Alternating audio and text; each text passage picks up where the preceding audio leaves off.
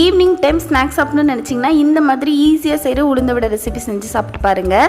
ஒரு கிளாஸ் உளுந்து போதும் 1 ஹவருக்கு முன்னாடி ஊற வைக்கணும். அரிசி மாவு இருந்தால் 2 ஸ்பூன் அரிசி சேர்க்க வேண்டாம்.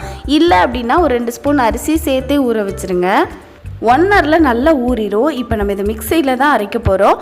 அரைக்கிறப்போ கொஞ்சமாக தண்ணி ஊற்றிக்கோங்க, அதிகமாக தண்ணி சேர்த்துறாதீங்க, அப்புறம் ரொம்பவே தண்ணி ஆயிரும். அதனால் கொஞ்சமாக தேவைக்கேற்றப்ப லைட்டாக தண்ணி ஊற்றி மட்டும் நல்லா பேஸ்ட்டாக அரைச்சி எடுத்துக்கோங்க. இந்த மாதிரி நல்லா பேஸ்ட்டாக அரைச்சிக்கணும். இதை பார்க்கும்போது லைட்டாக ஒரு எல்லோ கலரில் கம் மாதிரி இருக்கும். இனி தான் ப்ராசஸே இருக்குது. இது ஒரு பாத்திரத்தில் சேர்த்துட்டு நம்ம கையை வச்சு நல்லா மிக்ஸ் பண்ண போகிறோம். அந்த மிக்ஸ் பண்ணுறப்போ லைட்டாக ஒயிட் கலரில் ஷேட் கொடுக்கும். அந்த மாவும் முத்துன்னு பொங்குன மாதிரி மிக்ஸ் பண்ணுறது தானே, அதனால் விஸ்க் யூஸ் பண்ணலாம் அப்படின்னு நினைக்காதீங்க. நான் ஆல்ரெடி ட்ரை பண்ணியிருக்கேன். கையில் செஞ்ச மாதிரி இல்லை. கையில் செய்கிறதுனா ஒரு 5 மினிட்ஸில் நல்லா பொங்கி வந்துடும். விஸ்க்குனா டைம் ஆகுது. அவ்வளோதான், மாவு ரெடி ஆகிட்டு. இனி என்னென்ன இன்க்ரீடியன்ஸ் வேணுமோ அதை சேர்த்துக்கலாம். நான் பெரிய வெங்காயத்தை குட்டி குட்டியாக கட் பண்ணி சேர்த்துருக்கேன். அதுக்கப்புறமா கொஞ்சமாக சீரகம் மட்டும் சேர்த்துருக்கேன். இதில் நீங்கள் காரத்துக்கு மிளகு, இஞ்சி இந்த மாதிரி கூட சேர்த்துக்கலாம். உங்கள் வீட்டில் குட்டீஸ் இருந்தாங்கன்னா இந்த மாதிரி காரத்தெல்லாம் அவாய்ட் பண்ணிக்கோங்க.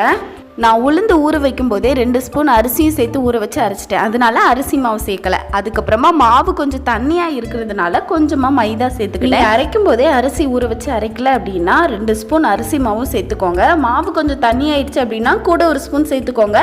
அப்படி இல்லை அப்படின்னா மைதாவையும் யூஸ் பண்ணிக்கலாம். நம்ம மைதா சேர்க்கறது 1 to 2 ஸ்பூன் மட்டும் தான் இருக்கணும். அதுக்கு மேலே போட்டிங்கன்னா அது மைதா வடை ஆயிரும், நல்லா இருக்காது வடை. அதனால 1 இல்லைன்னா 2 ஸ்பூன் எடுத்துக்கோங்க. தேவையான அளவுக்கு உப்பு போட்டு நல்லா மிக்ஸ் பண்ணி நல்லா எண்ணெயில் பொரிச்சு எடுத்துட்டிங்கன்னா சூப்பரான உளுந்த வடை ரெடி ஆயிரும். கண்டிப்பாக ட்ரை பண்ணி பாருங்கள். உங்களோட குட்டீஸ்க்கு வெளியே வாங்கி கொடுக்குறீங்களா?